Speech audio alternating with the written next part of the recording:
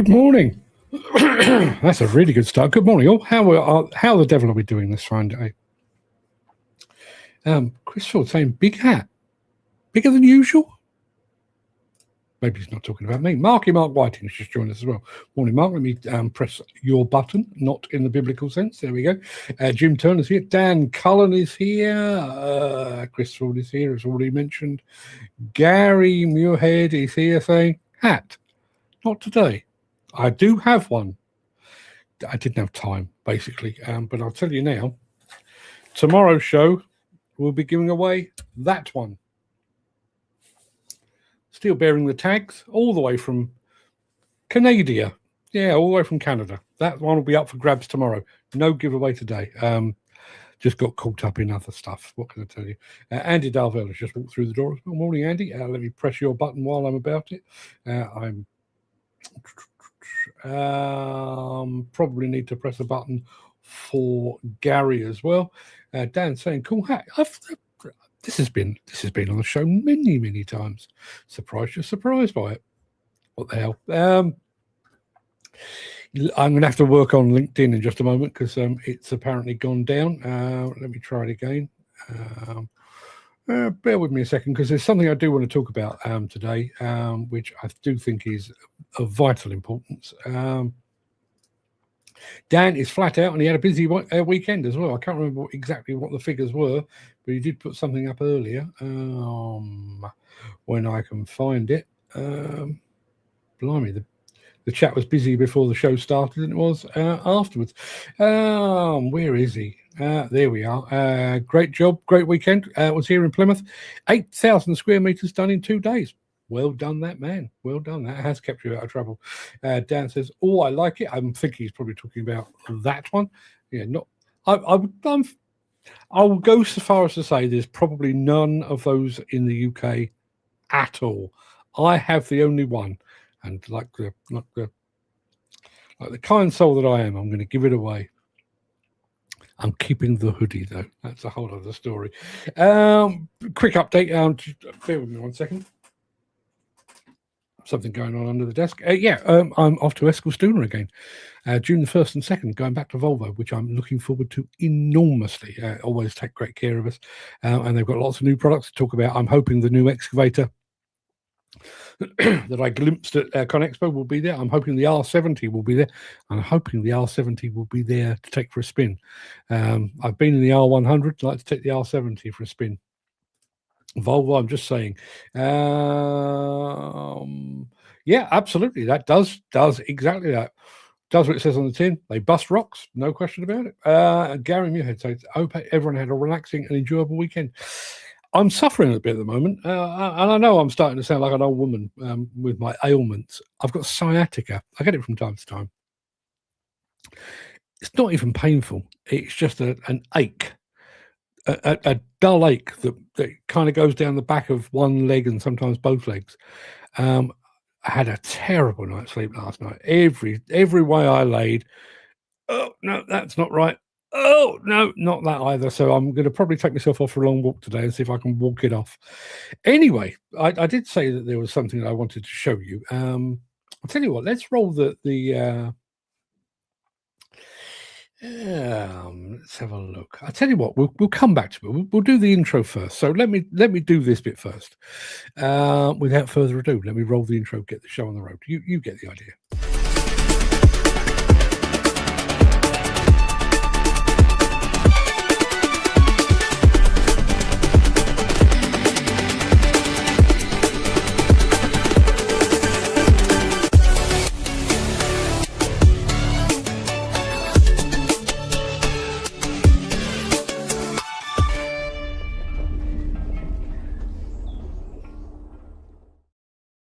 Our friend Mr. McKenna is back in our midst. He says, morning, and what have I missed? Well, you missed a whole week of free money and dancing girls, but apart from that, you didn't miss a damn thing.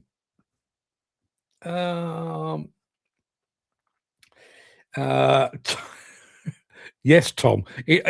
Funnily enough, I used to get it when I used to play a lot of football. Used to get it, even like in my 20s.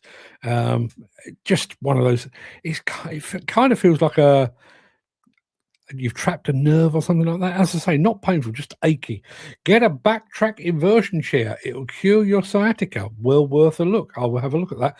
Funnily enough, Paul Argent of RPA Media does some work with earth movers. I was suffering once with it, and I mentioned it to him, funnily enough, in the car park of JCB. And he showed me a couple of exercises to do. Got rid of it in an instant. Really did do the job. I've done it again. Hasn't worked this time. So, as I say, I'm going to go and have a long walk.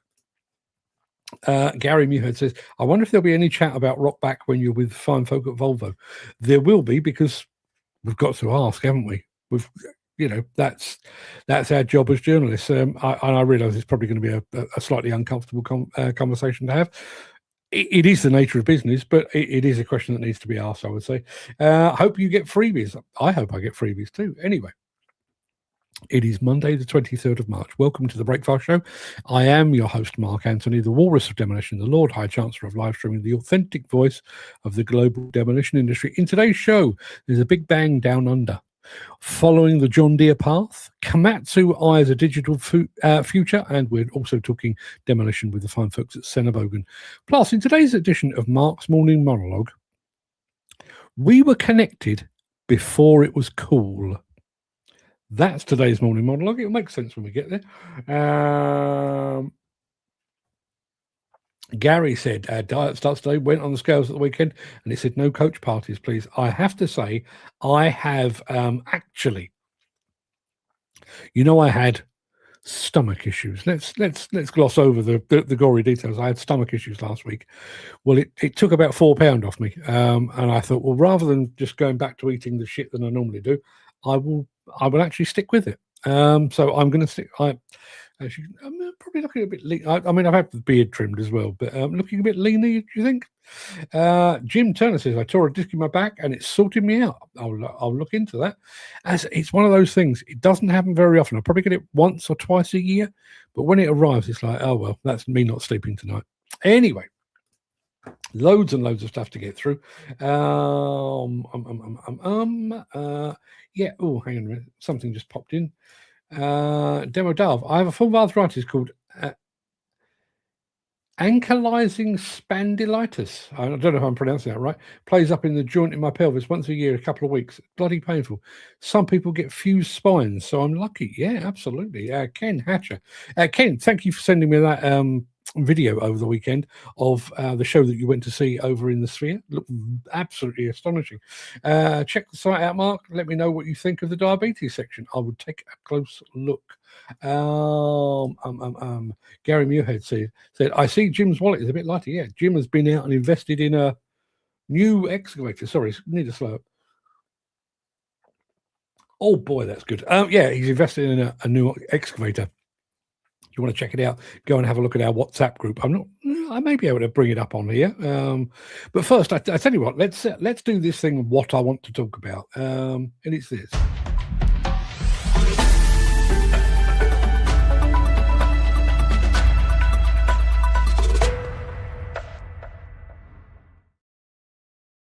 Before I put this on the screen, I'm gonna fall back on a football analogy. Imagine your favourite football team, your favourite cricket team, your favourite rugby team, your favourite sporting team was struggling for results. They'd peaked. They couldn't get any better.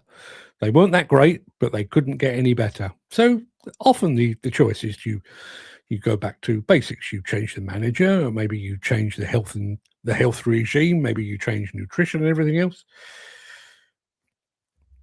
In construction and demolition, we don't do that. we stick with the tried and tested. Have a look at this. This is on a website called Building Design and Construction Business as of this morning. And it says, save you reading it, Astutis, which I think is a consultant company, has analysed 10 years worth of HSE data to look at what industries have made the biggest improvements when it comes to health and safety in the UK. The research revealed that while construction is the industry that ranks as the most dangerous, the sector hasn't made any improvements since 2015. In 2015, a decade ago, the construction industry had 35 fatalities in the workplace. However, the construction industry also had 35 in the year 2025, showing there's been no improvement in the number of fatal injuries despite best efforts. I'm not entirely sure what those best efforts are. Just to prove this isn't taken in isolation, it says that some sectors have made a marked improvement. Agriculture, forestry, and fishing had 32 back in 2015, 23 last year. Manufacturing had 18, now 11. And the water supply industry had 5 fatalities in 2015, 4 in 2025. We have hit a dead end. Now, when you think about all of the things that we do, from PPE to health and safety training to everything we do in this industry is to contribute to a greater safety. And yet in a period of 10 years, we haven't moved the needle one single iota. Now, and I hope Gary's paying attention to this, here's another point. Apparently, England recorded the highest number of fatalities at 88. This is across industry. Across industry. But Scotland is actually the most dangerous place to work. 4.69 deaths per million employed people. Scotland has seen a 136% increase in fatalities since 2019-2020, while the northwest of England has experienced a 50% rise over the same period. Yeah. So, I guess it's a question. We have made progress. Don't let's gloss over what has been achieved. We used to kill hundreds of people in this industry, but it does feel like we have plateaued. We've got to 35. Sometimes it's 35. Sometimes it's 45. Sometimes it's 50. Then it's 35 again. But we're bumping along that level. What does it take to get beyond that 35? How do we replicate what the agriculture and forestry and fishing sector have done, reducing theirs from whatever it was? I can't actually remember what the numbers were. Bear with me 1 second. In 2015, they killed 15 people. In 2025, it was 23. So they've shaved 9 off. We've shaved none off whatsoever. What do we need to do? Come on, you people, you're at the sharp end. Love to know what you think.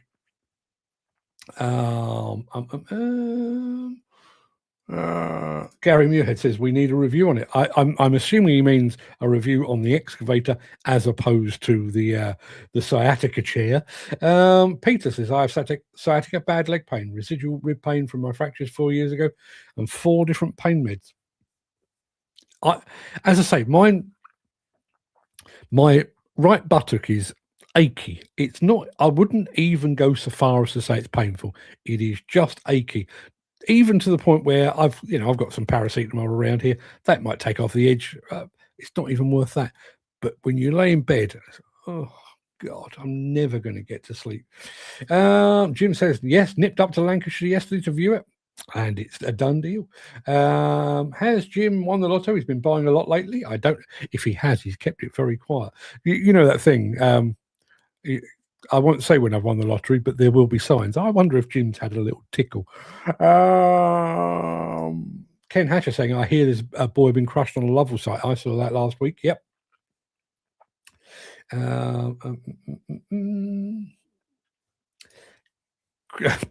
Peter McKenna has an explanation for the high death toll up in Scotland because they're all nutters.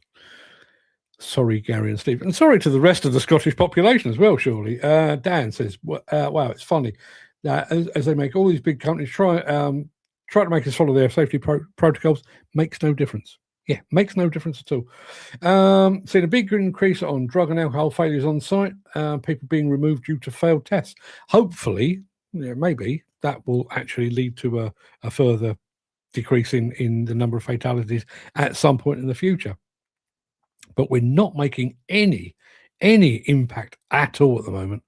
It does feel like we could do with some new ideas, or a new approach, or a new way of thinking of safety, because we've quite clearly, if the needle hasn't moved in 10 years, we've quite clearly hit a wall. We need to find a way around that wall. This is Dan. HSE needs to be out for any minor incidents before it becomes major. I agree with that. Ken Hatcher says, every joint in my body aches now. I do the chiropractor every month. I'm hoping I won't follow you down that path. Peter has won the health bingo. Yeah, Peter, I'm good to see you. You're up and about and dodging the hospitals, which is good. Gary says, that's something we're not proud of in Scotland. Yeah, I bet. And I wonder why that is. Bear with me 1 second before this gets cold.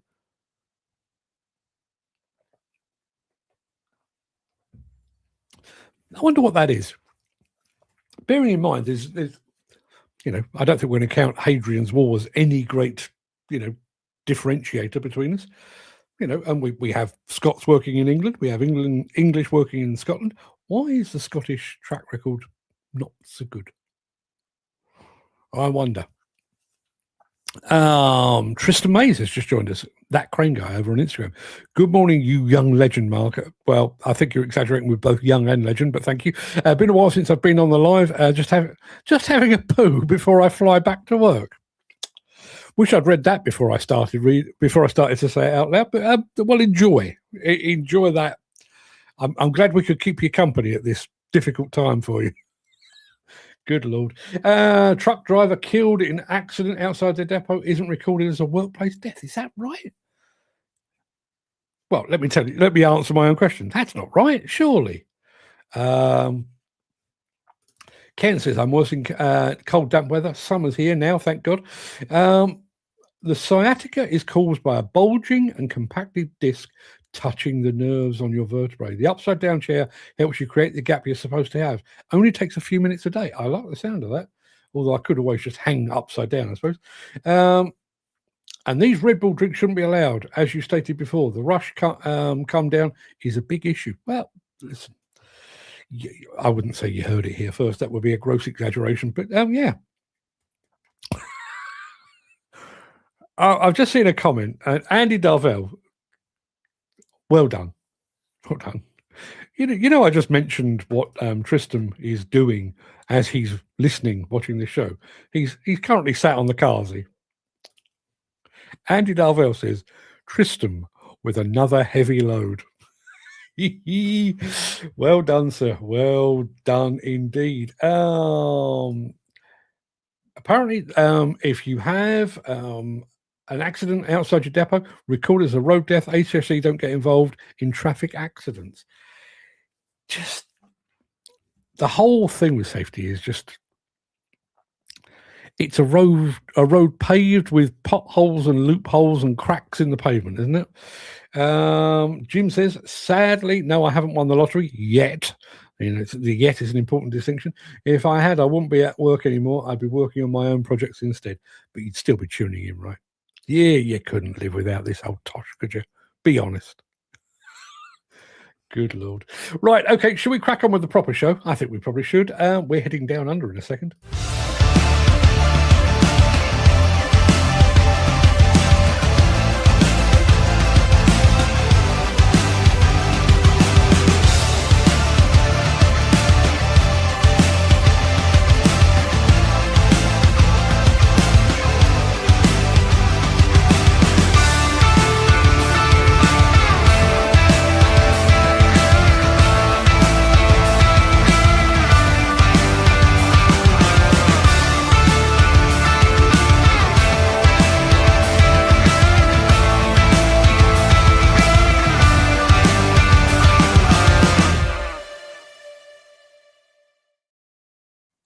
I really wish we hadn't gone down this path.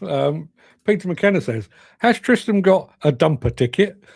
Gary says, Tristan is dispatching a batch, 6 meters of 50 slump. Dan Cullen says he is shedding his load. Here's an interesting point. Now, the article doesn't mention this. I will be the first to admit that. But we'll come back to it. Tom Egan says, reviewing the number of incidents as a general number of fatalities without looking at the article could be misleading, not sure. Are there an increase in work, i.e. more science, construction, demo across the UK? Be interested to see how they compare through the years to come up with the conclusion things aren't safer. Just my 10 cents worth. So lies, and damn statistics and damn lies and all that. You can make the statistics say whatever you like. I totally agree with you, Tom. What I would say though is, bearing in mind we have been through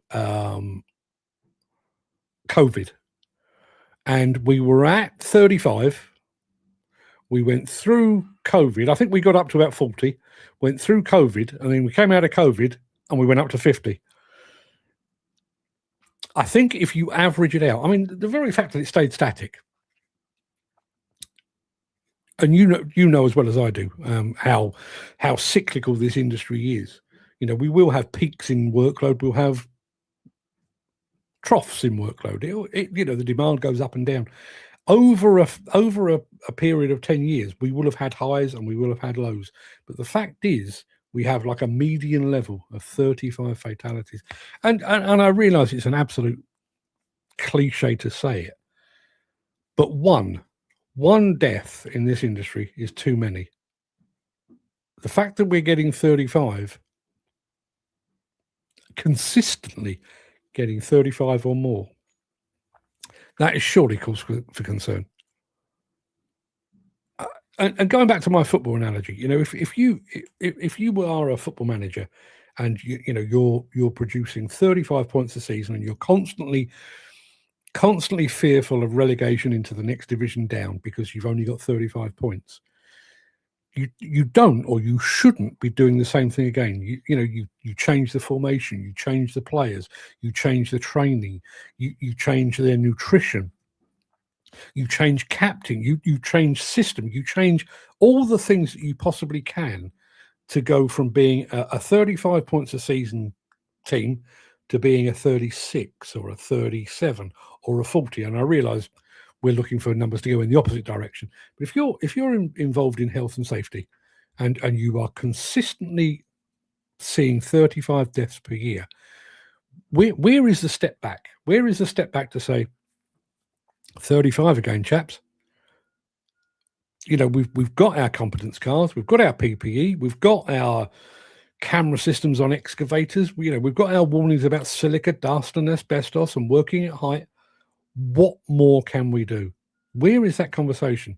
Because it seems to me that we keep beating the same drum. And it also seems to me that we keep seeing the same kinds of incidents. You know, we know full well asbestos will kill the most people, and the second biggest, which is kind of a legacy thing. I don't mean that. I'm not condoning it, but it's a legacy thing that we're currently dealing with.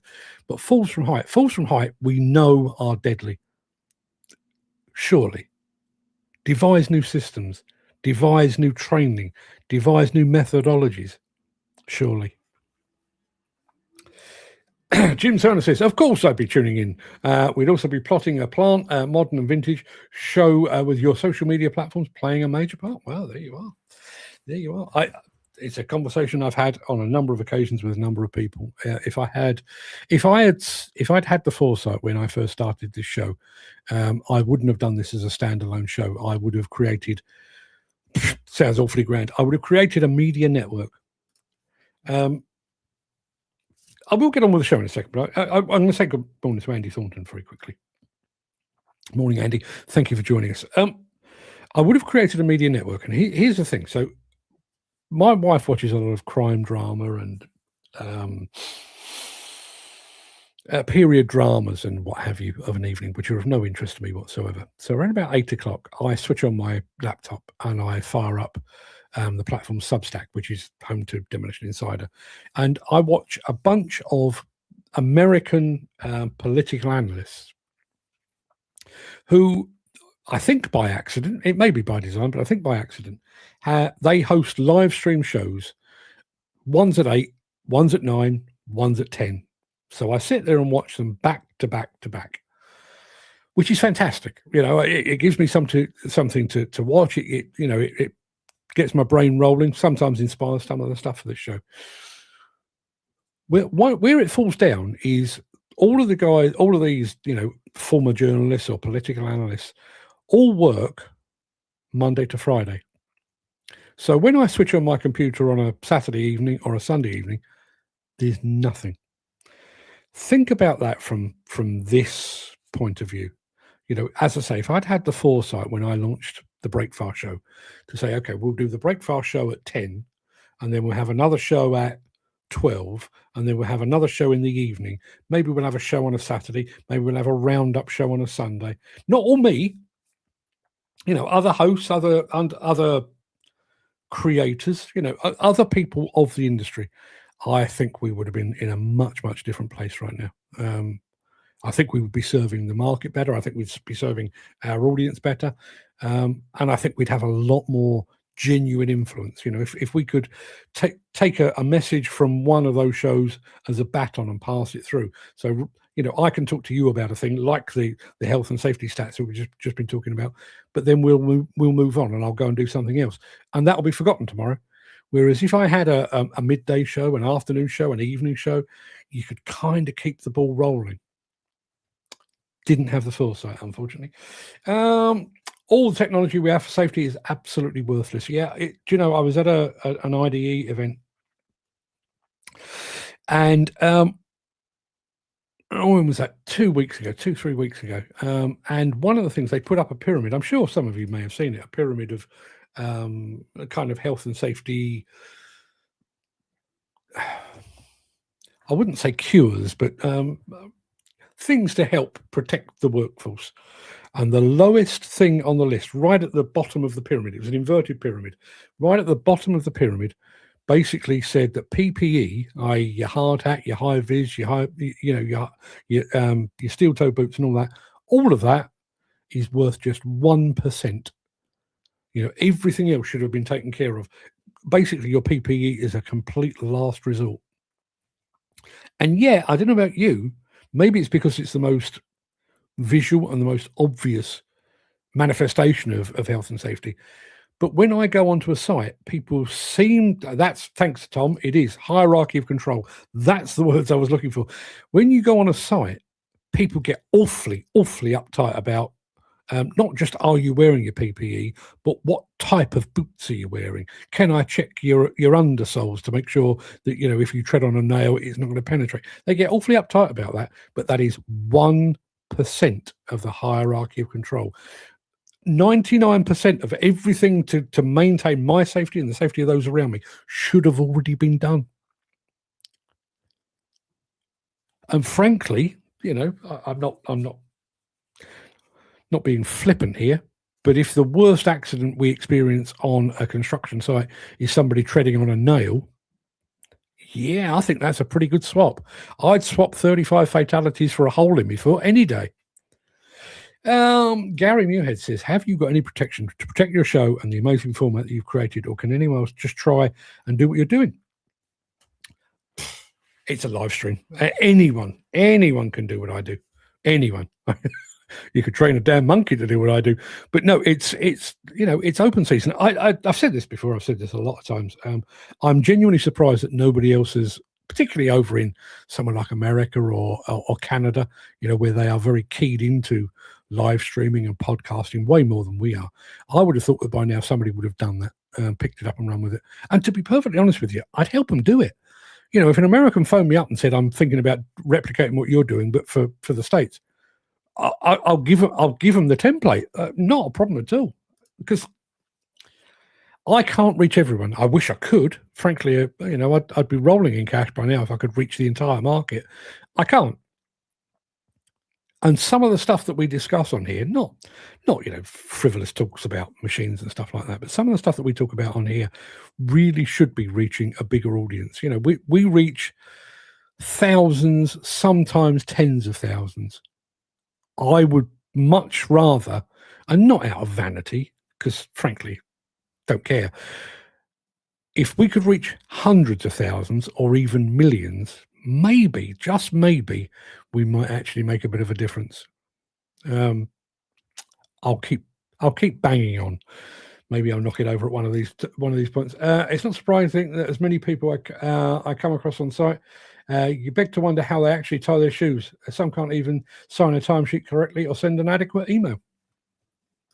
My phone is jammed. Get people email pictures of cars, selfie for proof and contact number, yet they can't do that correctly. You're always going to have that, I'm afraid. You are. Listen, I bearing in mind, I'm dealing with sort of marketing companies and PR elements of major construction and demolition companies. Some of the stuff I get through, it's like, the fuck is this? Not a clue. Many guys are virtually unaware of their surroundings, especially around plant. This is why electric machines aren't safe on site. It's an interesting point. It is an interesting point, but I've kept you waiting long enough. Where are we? Oh, we've done it again. It's half an hour and I've not done a damn thing. So let's go down under. You remember 18 months ago, I was telling you about the Kobelco, the big Kobelco that was going down to Liberty Industrial in Gove, middle of fucking nowhere in Australia. Well, we lost sight of it. And I still haven't recovered. I was hoping that Liberty Industrial would send a film crew over there because it's quite a hike for me. It's quite a hike for them, but it's quite a hike for me to go and film it. We've never had that film. However, they have filmed their latest blast over at Gove, and this is how it played out.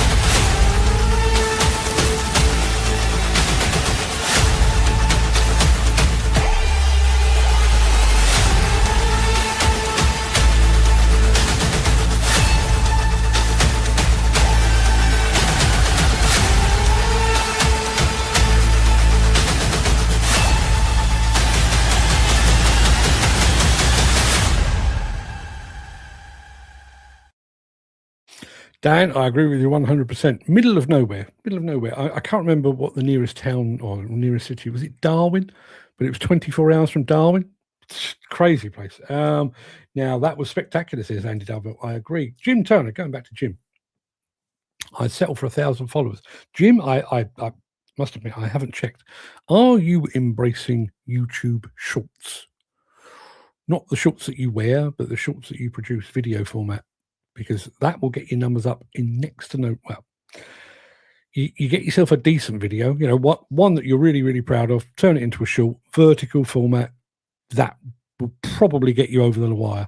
That was what was behind our original growth. I'll tell you that now. Well, that's some video. Yeah, videography. I totally agree. Love to have seen that live, but hey ho, bit of a hike. We're talking all things digital a couple of times today. We're going to be starting with the fine folks at John Deere after this. If you are enjoying this episode, please consider supporting the show. You can leave us a tip at buymeacoffee.com/demolition news.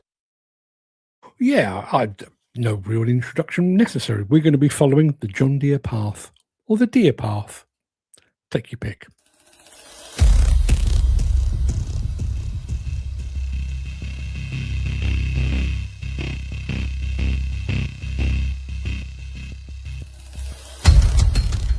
Plowing snow is tough. The battle to keep the roads clear begins long before the sun comes up and doesn't stop until the job is done. Snow removal operators know firsthand the many challenges that come with clearing snow. For us, it's the heavy snows, high winds, and drifting is the biggest challenges for us, which create us getting off the road and stuck. Mainly avoiding damage to curb and and landscaping, at which going out and replacing those things starts to become very costly. As visibility drops, it can be very challenging for operators to navigate their route and stay on the road. Every year, snow removal operators find themselves sliding off the road and getting stuck. These off-road incidents cause significant downtime and can lead to costly equipment or property damage. John Deere Path is a new precision mapping solution and is powered by Starfire receivers to provide guidance to snow removal operators. John Deere Path allows road boundaries to be mapped before snowfall. Then, during winter weather conditions, the system displays the location of the machine in relation to the edge of the road with repeatable inch-level accuracy. If the machine strays too far off track, the operator can receive an audible alert.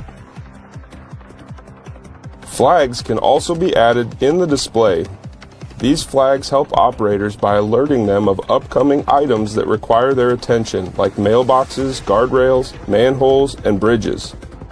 This not only impacts productivity, but can help avoid damage to the machine and property. Ultimately, John Deere Path is designed to help keep operators on the road, especially during heavy snowstorms and whiteout conditions. I've definitely seen better productivity with the system installed on my grader because of the fact I have not been in the ditch or taken the time to get a machine unstuck. Giving us that guidance line, especially in heavier snow where we can't see the curb line, it's actually saved us from damaging some curb. I would love to see it on all my pieces of equipment because it definitely saved me at least 3 times this last winter.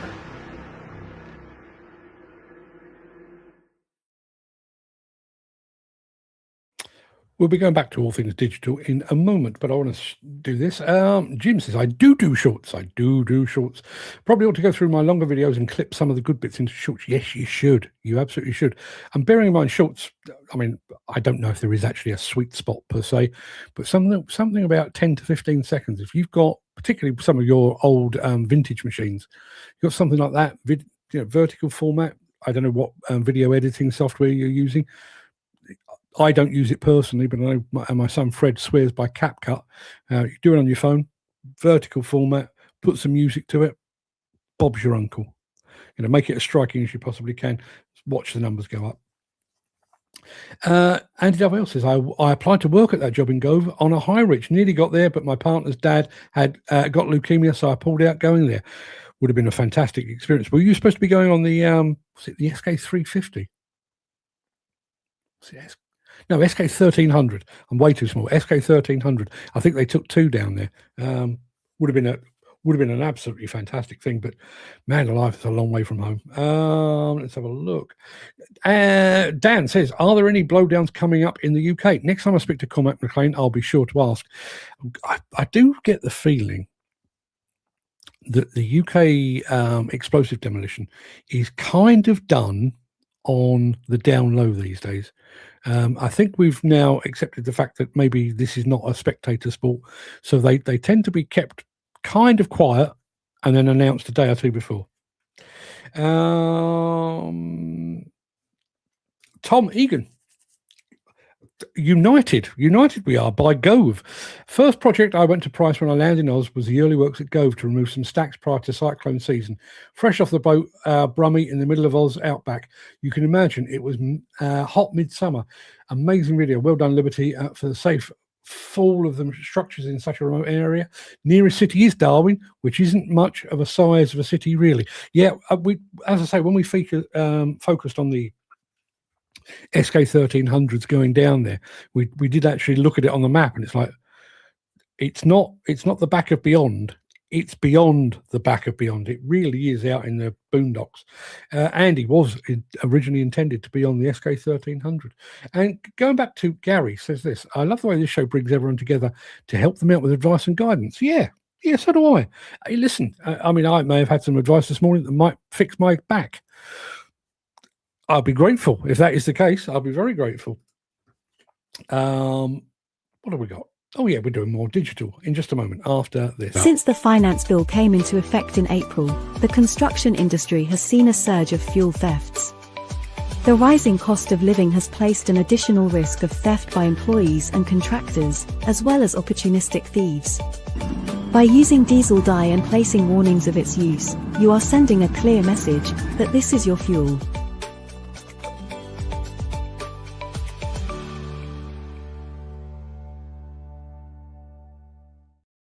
I'll do that in a second. I find it funny sometimes how this show kind of slots itself together. At the top of the show, we were talking about the fact that we've basically hit a plateau. We have an average of 35 worker fatalities in the demolition construction industry every year, and we can't get beyond that. Try as we might. While I was just doing that thing there, I've had an email from the health and safety executive.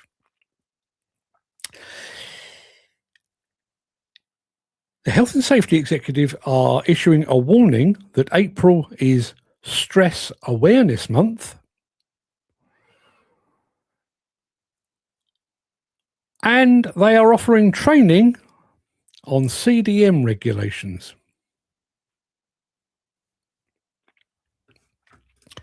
I think we know why the needle isn't moving.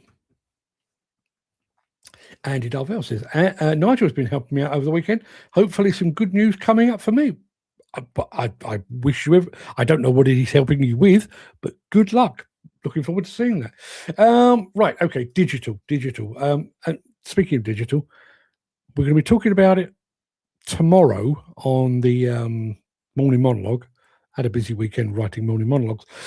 But I'm not looking at it as necessarily pro-digital. I'm looking at it as kind of anti. You'll see. We'll do it tomorrow. Anyway, Komatsu, digital stuff.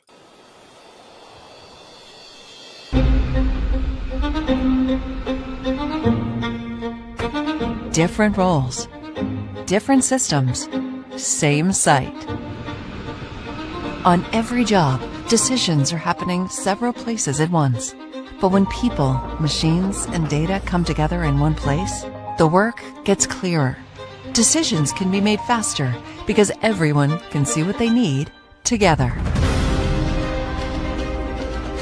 Insights when they matter.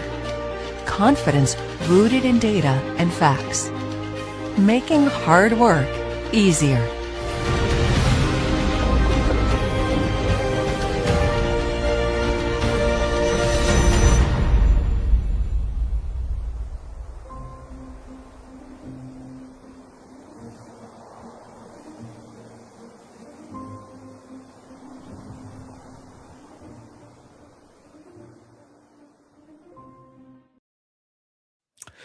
Going back to, let's do this one first. Dan Cullen says the HSE needs restructuring. Something's got to give, I would say. Andy, don't want to say too much. Don't want to jinx it, but it's going to be good. Well, looking forward to hearing all about that. Gary says, sounds like the HSE want us to self-police. Frankly, with the number of inspectors and the amount that their funding has been slashed over recent years, I think we're kind of doing that now. I think they just come along and point out that's you're not doing that right. We'll have some money for that, please. I think that's where we are, basically. Jim says, I don't use any editing software, only what's already on my phone's camera and YouTube. Get yourself CapCut. I mean, I personally prefer Video Leap, but purely because it's the one I've used longest. But CapCut on your phone, it's astonishing, some of the things it can do. It can make a pretty bang average piece of video look like $1 million. Give it some thought. Anyway, we've got one more film to play you, which will be along right after this.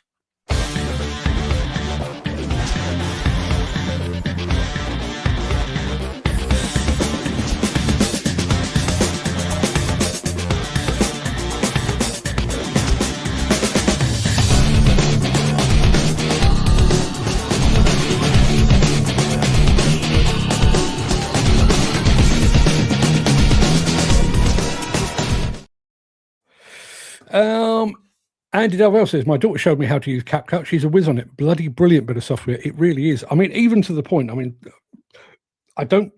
It's not on my phone at the moment, but sometimes when we're at an exhibition, I will actually put it on my phone so that I can just dump into it 2 or 3 clips of a single machine or something I've spotted, and just say to CapCut, sort that out, would you? And it puts music to it, puts the transitions in, makes a bit of whiz-bangery to go with it. It's astonishing. It really is. Anywho, we started out with Demolition. That's how we're going to end. But we started with explosive. This time we're going mechanical, and we're doing it in the company of the fine folks at Senebogen.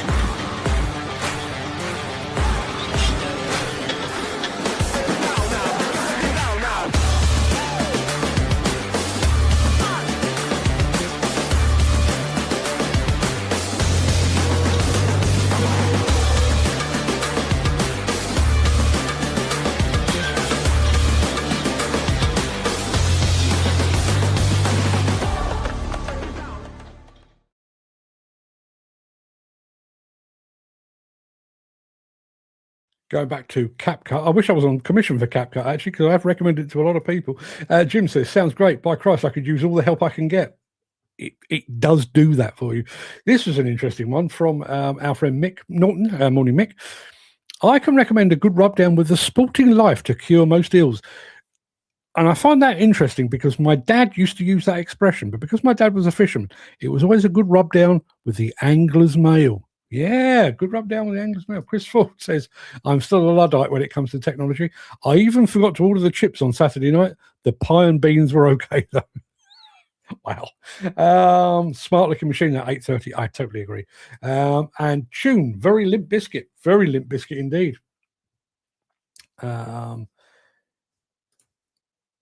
That'd be the cab I'd have. Yeah, I can't argue with that. That elevating cab is an absolutely astonishing piece of kit. I'm sure I missed something. No, I think we've caught up. So that pretty much wraps up the main part of this morning's show. I'm going to roll the outro in just a second before leaping gazelle-like over into my morning monologue. If you can't stick around for that, please stay safe, look after yourself, your family, your friends, and your colleagues. Hope to see you again very, very soon. Tomorrow would be good. I'm going to keep my fingers crossed while I'm saying this, but I'm really, really hoping to do 5 shows this week. Didn't manage it last week, or the week before, or the week before that. So I'm really hoping that we will actually pull off 5 shows this week. I'll be back tomorrow at 10 a.m. But if you do have the time and the inclination, I'll be back after this.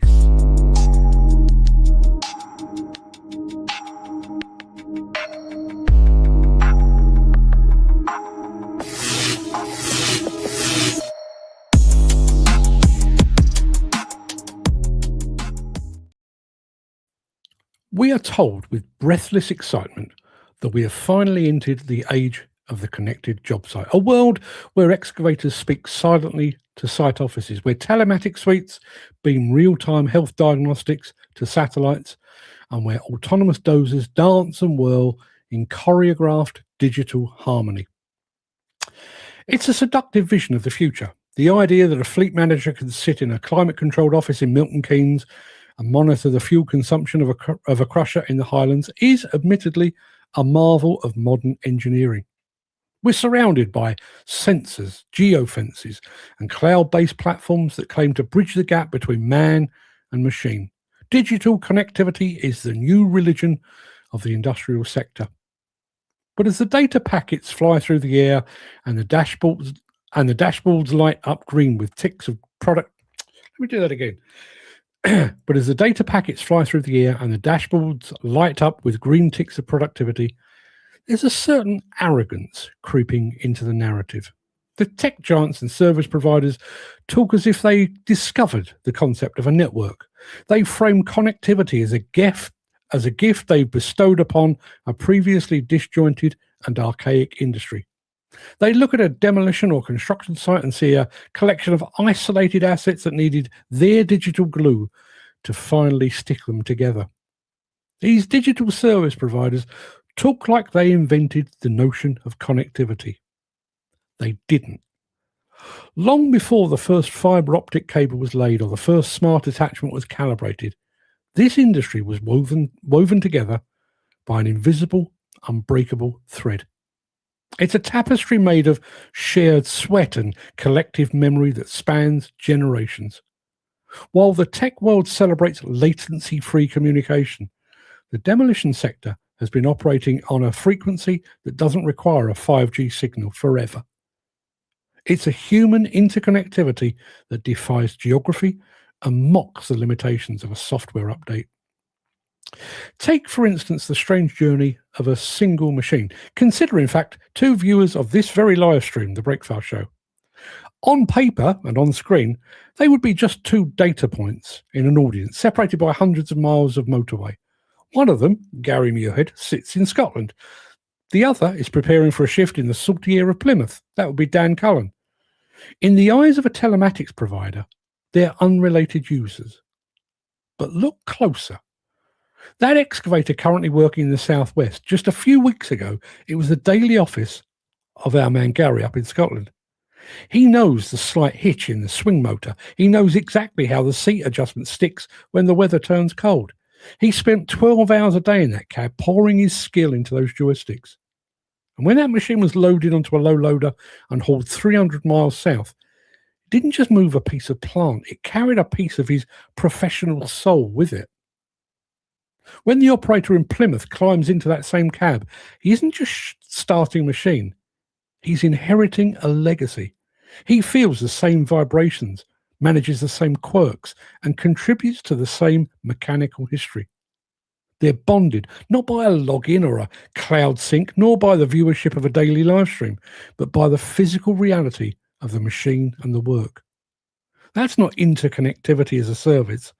It's a bloodline of industry that flows through the equipment itself. And this network extends far beyond the machines. It's the very way this industry breathes. When a tech firm wants to expand its workforce,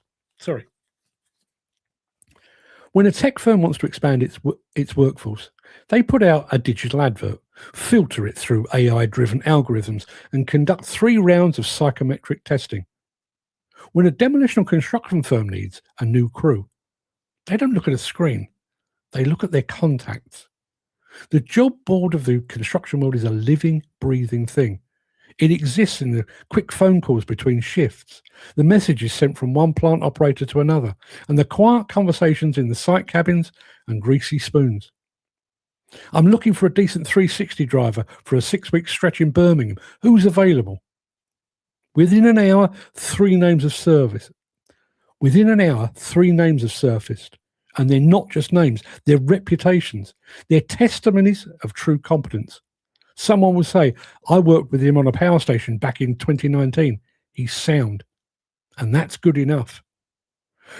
This is the true peer-to-peer network. It's a system of trust that no blockchain could ever replicate. It's a process that also works in reverse too. When a contract ends and a worker finds themselves looking for the next job, they don't update their profile on LinkedIn for a bot to read. They reach out to the friends and former colleagues. They tap into a web of human intelligence that knows exactly where the work is, who's paying on time, and which site manager is an absolute nightmare to work for. This is a connectivity built on years of shared hardship and mutual respect. It's a lattice of loyalty that holds the entire sector together. But the most profound evidence of this connection, the part that the tech providers will never be able to quantify in a spreadsheet. Let me do that again. But the most profound evidence of this connection, the part that the tech providers will never be able to quantify in a spreadsheet, is how this industry reacts when things go wrong. In many professions, an accident is a statistic. It's a report to be filed, a risk assessment to be updated, and a headline to be read with a detached sense of how unfortunate. But in the world of demolition and construction, there is no such thing as a detached observer. When a call goes out that there's been a fatal accident on site, the air in the industry changes. It doesn't matter if that site is in Cardiff and you're working in Newcastle. It doesn't matter if you've never met the person involved. The shockwave doesn't stop at the site holding. It travels through those concentric circles of connection with terrifying speed. A site accident doesn't happen to them. It happens to us. The grief is immediate and visceral. Because of the way we move around and because of the way we recruit one another, the degrees of separation are paper thin. You hear a name and your stomach drops. You didn't know him, but you knew the man who trained him, or you worked for the same gaffer 10 years ago, or you recognise the machine in the background of the news report because you once operated that same machine on a different site, hundreds of miles away. This isn't a there but for the grace of God moment. It isn't a selfish realisation of your own mortality. It's a genuine communal ache. When a brother or sister in this trade doesn't come home, the entire network feels the loss. It's a tear in the fabric of the community. We feel it because we know the weight of the responsibility they were carrying. We know the exact sound. Excuse me again. We know the exact sound of the silence that follows a tragedy. We know the specific brand of courage it takes to climb back into a cab the next morning. And speaking personally, I welcome the digital prophets with their sensors and their smart solutions. They can continue to sell the idea that they were the ones linking us together. But they're merely scratching at the surface of a deep and ancient well. True connectivity isn't found in a data packet. It's found in a handshake that seals a job, the shared machine that carries the history of 10 different operators, and the collective silence of an industry mourning one of its own.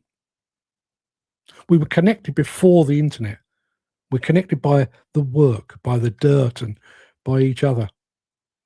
And as long as there is muck to be moved and structures to be brought down, that connection will remain long after the latest software update has been rendered obsolete. There you are. Even snuck in a mention of a couple of the Breakfast Show crew there. Good morning to anyone that's just joined us, and I can see that somebody has. Chris Ford says, the other bit of good that came out of Saturday, the wife's still not talking to me. Yeah. Mick Norton says, funny how the HSE interlink stress with the CDM regs. One complements the other. One leads to the other, I would say. Peter is having fun with the telephone. I was thinking about that. And it was the Gary Dan situation that really prompted that. And I know Dan's not on the machine himself, or at least he wasn't last I heard. But the machine has travelled from the site that Gary was on. It was the machine that Gary was driving for some period. It's travelled all the way down to Plymouth, and it's now on the same site as Dan Cullen. Now, you know, I'd like to think, as Gary said earlier, I'd like to think there is a unifying effect of this show, but we don't reach everyone. So there is, even though those two guys have met and they've spent time in each other's company and they speak to each other offline and stuff, but there is a connection. That's just two guys. You think about all of those connections that fire off messages. You think of Dan would be a great example. You know, when Dan needs a job, you know, when Plymouth runs its course, or, you know, whatever job he's on runs its course, he's not on LinkedIn. He's not searching through job boards. He's basically reaching out to people he's worked with, people he knows, people he trusts, and they're doing the same. You know, I know we often joke about CVs, or the lack of CVs in this industry. You know, the field that I move in, you know, I mean, I haven't updated my CV in probably 25 years, but, you know, you used to go into bat with a CV. You know, here's my qualifications, here's where I've worked, here's things I've written, and so on down the line. That doesn't apply here, because before any of that even comes into play, there will have been phone calls. and we've said this with things, particularly in reference to things like drugs and alcohol abuse. My concern is that somebody may be let go because they've been abusing drugs or alcohol. So employer A lets them go. And my concern is always that employer B will be blissfully unaware of that, blissfully unaware of their dependence upon drugs or alcohol. That's not strictly true. That's not strictly true. In actual fact, there is likely a phone call between company A and company B. Yeah, I've got this bloke I'm about to employ, Mark Anthony. What's he like? Oh, he's off his tits most of the time. Okay, that'll do. Bang goes down the phone. That's how this industry actually works. Not always, but generally. And as I say, the very fact, we're 10 years on. 23rd of February, this industry comes together over the Didcot anniversary. Now I know some of the people that watch this show were there.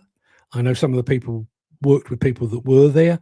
I know some of the people that watch this show were, they'd done consultancy work there, or, they supplied equipment there, or whatever it might be. But everybody in one way or another is connected to that. And as I say, we talk all the time now about tech companies bringing connectivity to the industry. Digital connectivity, yes, I grant them that. 5G networks and all the tosh that goes with it. But please don't tell me you're bringing connectivity, because this industry is probably better connected than any other one that I can think of. That's the absolute truth. Andy Darvell said, I can't let that one slide. Dan says, that's a great monologue. Yeah, wish I hadn't tripped over my tongue or got a cough halfway through it, but there you are.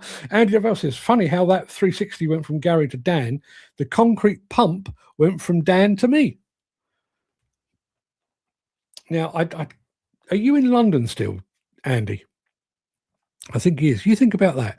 Machine from Scotland to Plymouth, concrete pump from Plymouth to probably London. And that's happening all the time. That's just three guys that happen to be watching the show. How many times? Speaking of that, and here's a thought. Yeah, and Andy is in Hanover Square, in a very nice part of London, actually. Here's a thought. I mean, I'm fairly sure that the machines are, thoroughly checked over before they make a trip from one contractor to another, or one application to another, or one site to another. But have you ever turned up for work, stepped onto a new machine, and found some remnant of the former operator?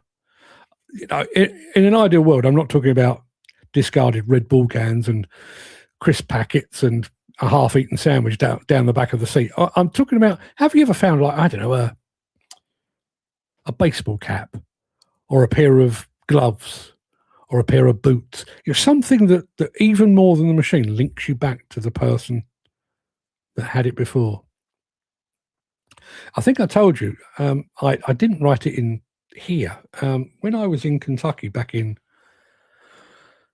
October last year, I think it was, I've got a bit of a thing for the workwear brand Carhartt, but I don't want any new Carhartt. I want used and abused Carhartt. So I've got a couple of Carhartt jackets. I've got a pair of trousers. I've got hats and various other bits and pieces. But sat in our Airbnb in Kentucky, and getting ready to go for something to eat. And I was just idling through, what's around me, and it turns out there was a thrift store, like a charity shop, I guess, but they call them a thrift store in the States. There was one very, very, very close by. And I do like me a second-hand shop, I have to say. So I went for a bit of a noodle around this place after we'd been to the exhibition. And I found a Carhartt jacket in remarkably good nick. You wouldn't necessarily know it was second-hand, but it is. And I can tell it's second-hand because not only has it got a label for the company that it was employed by, it's actually got the name John on the front. There's a badge on the breast pocket that says John. we have an unspoken and unknown connection, John and I. I don't know why John's jacket ended up in a Kentucky thrift store, but it's now 6,000 miles away, starting a second life with me. Now, the fact that his company bought him a Carhartt jacket suggests that he was doing proper manual work and not like me, who pretends to do manual work and wears the clothes that go with it.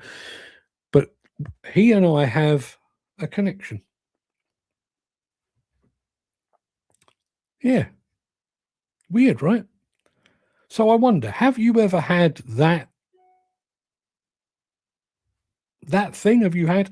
I mean, I did write about my my John jacket and put it on the platform Medium in the hope that somebody at the company might say to John, "This bloke's got your jacket in London or just outside London." Never heard back. Andy Deville says, you're not allowed to give someone a bad reference no matter what they've done. It's madness. You're not allowed. But they do.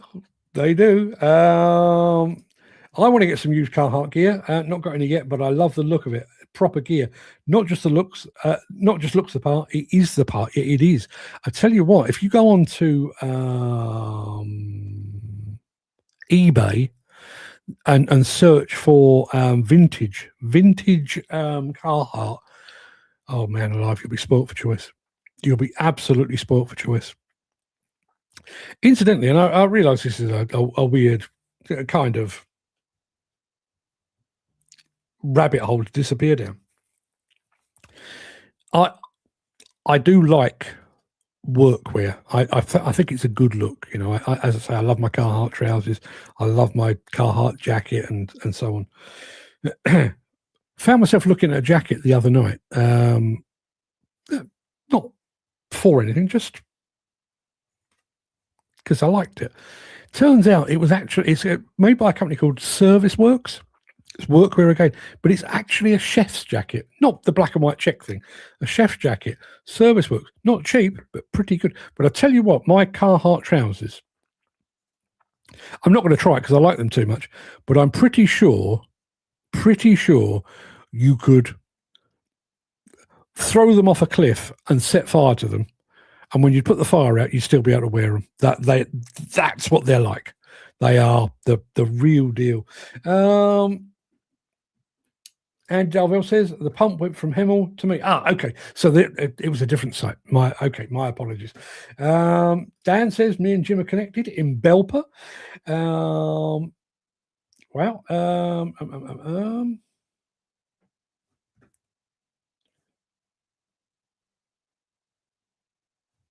You're confused, me and Andy. Listen, it's a Monday morning. Always found loads of jumpers, t-shirts, site drawings, pay slips, bills. Used to take the clothes home for the missus to work in if they were too small for me. Yeah, I listen. I love that. I found a pair of sunglasses on a site. They weren't real, but they were imitation Ray-Bans, and I found them on a site. Oh, bloody hell!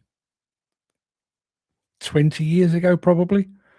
And as I say, they weren't real, but they were okay. They served their purpose, and they stayed in my car for basically until I got rid of the car. In fact, I may have even sold the car with them still in there, and they served me a purpose. I know we talk on this. Yeah, Demo Dove says Ray Buns. I think these were Ray Bonds actually. But yeah, I know we talk on this show about remanufacturing and repurposing and extending the life of the equipment. I'm kind of that belief when it comes to things like clothing as well. Listen, I've got some proper, tailor-made suits and pucker shoes and all that. But for everyday wear, I'm quite fortunate. I mean, I live fairly close to Chim. Chim is very well to do, and their charity shops. I've picked up Armani jackets and stuff like that in there. And shall I tell you a very quick story? Back in the day when I was doing the Demolition magazine, One of the drivers behind it, I wanted it to be the sort of magazine that you would take home and sit on your coffee table. So the cover never had a photograph on it. It was just plain matte black with the word Demolition written on it. Because as I say, I wanted you to be able to take it home, put it on your coffee table, and not for your wife to say, "Get that piece of shit off." It was like, "Oh, that looks pretty cool," So I took that further. When we've been doing it for about a year or so, I decided to start putting other stuff in there, not just Demolition. But I started to think about the fact that, demolition or construction is the thing that we do, but it's not the thing that defines us. So I started out doing things like reviews on cars. I did a couple of watches and various other bits and pieces. And it's proved so popular, that part proved so popular, that we launched a very, very short-lived magazine called Bloke. Very quickly, Bloke is what my grandfather used to call my dad, and it seemed like an appropriate thing. So anyway, Bloke. And one of the ones I wanted to do, I'd been to the Hilton Hotel on Park Lane in London, very posh, very upmarket. And in the foyer there, I don't know if he's still there because this is a few years ago, but there used to be a guy in there doing shoe shines. And I don't mean he just sort of buffy. I mean, he had kit for days. He had 97 types of boot polish and all the tools and the dusters and the rags and the brushes and everything. So I phoned him up and I said, "Look, I'd love to come and do a feature on you. How you got into it. And you get the idea." So that's what I did. While I was interviewing him, he was actually working. He was shining the shoes of a guy looked kind of Middle Eastern, kind of Araby maybe. Really smartly dressed guy, nice beard on him and everything else. But he had an absolute corker of a tweed jacket on. In fact, it was that nice. I said to him, "I've got to say, I love your jacket." And he said very quietly, he went, "Don't tell anyone, but it only cost me $10 at a charity shop." He said, "I took it to a tailor and he kind of tailored it to my precise proportions." And I kid you not, if he'd have said, "Yeah, I paid 2,000 quid for this," you'd go, "Yeah, right, that seems like money well spent." 10 quid. 10 quid. And I think he bunged the tailor 15 quid to tailor it for him. I'm a huge fan. And maybe, rather than buying disposable clothing, I'd love to do the maths. I'd love to do the maths on, we talk about that with machines. If you take a machine and you can get 5 years out of it and then sell it on, okay, well, you've got your value back and maybe you've made a few quid on the sale. But if you could run it for 7, 10, 12 years, how much value do you increase? And I'd say exactly the same about clothing. You think about you guys. You live and die in workwear, and I'm using workwear in the widest sense. Maybe you go and buy yourself half a dozen t-shirts at Primark at the start of summer, and by the time winter's rolled around, and they're basically your neck and the waistband, and there's not much else left, and they've gone horribly wrong. Or rather than doing that, you go and buy yourself something from, I don't know, a Carhartt or a Strauss or somebody like that, and you spend probably 5 times as much, but the t-shirt lasts 10 times as long. And that would certainly, I've had over the years jeans that I've sort of set aside. I've had my wear out of them, and I've set them aside as they're going on site wear. But they soon get tatty. I tend to crawl around on my knees when I'm taking photographs and shooting video, and I wear them out very, very quickly. I reckon I could do that for the next 10 years in my Carhartt trousers, and they wouldn't bat an eyelid. They'd start to look a bit mucky after a while, I would imagine, but they are pretty much bulletproof. And I wonder what the balance is. I could probably buy 4 pairs of jeans for a pair of Carhartt trousers, but those Carhartt trousers will be going long after those jeans have given up the ghost. Let's have a look. Mick Norton says, in 1966, I clambered into my replacement Cat D8H dozer, and the previous operator had left 3 yards of tie silk in the toolbox. Wow. So many questions. Why did he have tie silk in his toolbox? What did you do with the tie silk? Did you have a suit made up? I don't know. I'm going to very quickly tell you a very, very quick tale. Forgive me if I've told you this before. When I was growing up, my dad had a Volkswagen Beetle, And it was always my dream car. When I was a kid, I always wanted a VW Beetle like my dad. Sure enough, fast forward 15 years, I passed my driving test. What car are you going to get? I want a VW Beetle. Searched and searched and searched and found one 10 miles up the road, just off Clapham Common in London. My dad took me over there to pick it up. My girlfriend, who is now my wife, came with me. And I paid the money, too much, and exchanged deeds and everything else. And I jumped in the car and I followed my dad home. Got about halfway home, and I put the brakes on pretty hard, and I felt something hit the back of my seat. Didn't think too much of it, but drove all the way home, parked the car up, opened the door, and had a look behind the seat. There was a camera bag, big camera bag. And in the back was a camera, I think 3 lenses. We're talking about film cameras. But at the time, that camera gear was worth more than I'd paid for the car. So what do? Well, what I did, which to this day I still regret, I said to my dad, there's a camera in the back here. And he said, well, we'll have to take it back. I said, yeah, but, it's probably worth a fortune. Yeah, but he said, yeah, but they're going to miss it, aren't they?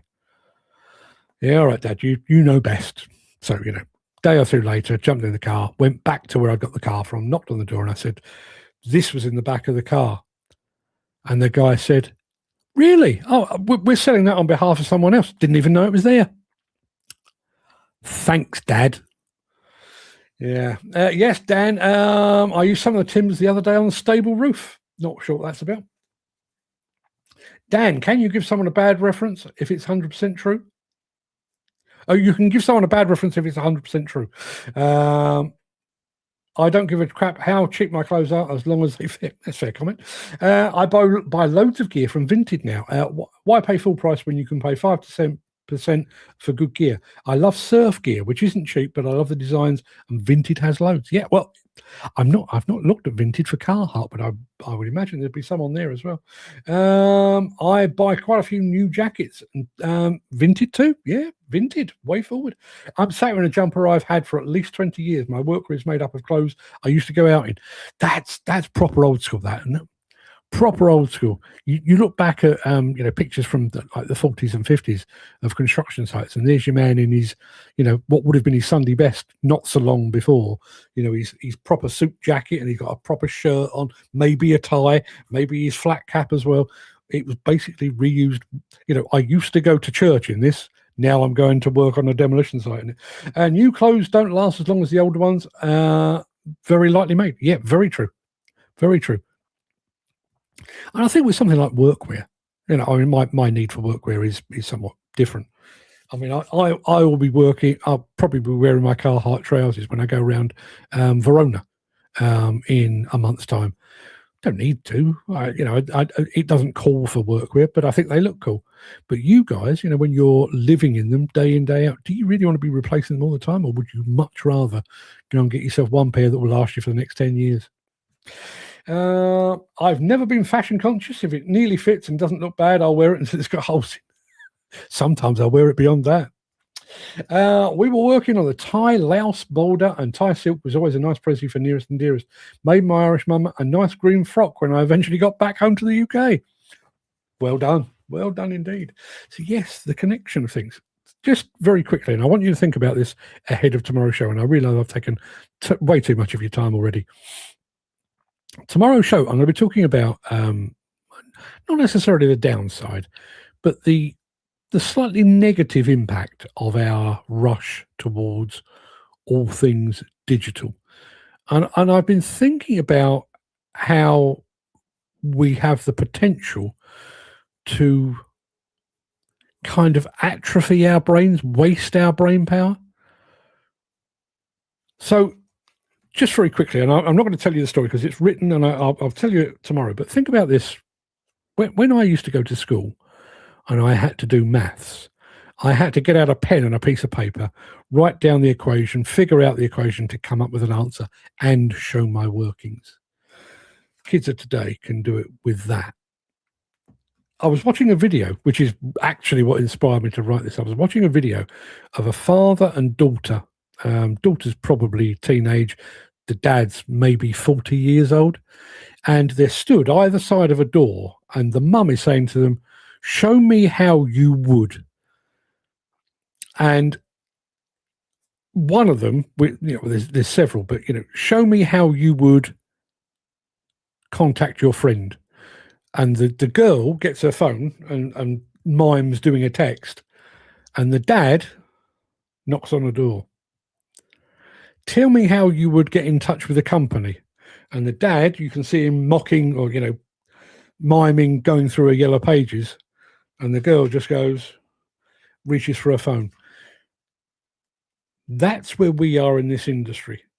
And while I love the convenience of being able to contact friends or order products, my Carhartt trousers and stuff like that, being able to do it with nothing more than that, is there a possibility that we are actually making ourselves incredibly lazy and overly dependent upon this tech? That'll be the subject matter tomorrow. Dan says, have a great Monday, stay safe, stay happy, see you on the flip side. Yep, see you then. Chris Ford says, there's an old adage, the quality is remembered long after the cost. Indeed. Well, on the basis that this show costs nothing at all, I wish to God it did. This show costs nothing at all, but I'd like to think that we delivered a little bit of quality and value into your Monday morning life. It's the dumbing down of the human race. Precisely what I want to talk about tomorrow. Precisely that. And Andy Thornton is getting all Italian. He says, ciao. Andy Dobell says, I remember when old school paddies would come to work in a suit. I'd take the jacket off and work in the trenches in a shirt and tie with high vis on. End of the day, put the jacket back on, go down the pub. Yeah. Just on that subject of old school paddies, there's a little bit of me would quite like a donkey jacket. If you're old enough to remember a donkey jacket, you'll know exactly. My dad worked on electric cables for a while. Wasn't his training, that's just how I ended up working. And he used to come home in a donkey jacket. I've got a bit of a hankering for a donkey jacket. I don't know why I want one. I don't know where I'd ever wear it, because it quite clearly is what it is. But I'd quite like a donkey jacket. I may have a look at Vinted in a moment. People, go and have a fantastic Monday morning and a fantastic Monday day as well, and evening and night. Just enjoy your Monday. I'll be back tomorrow if we get more of the same. Till then, everybody, have a fantastic day. See you soon.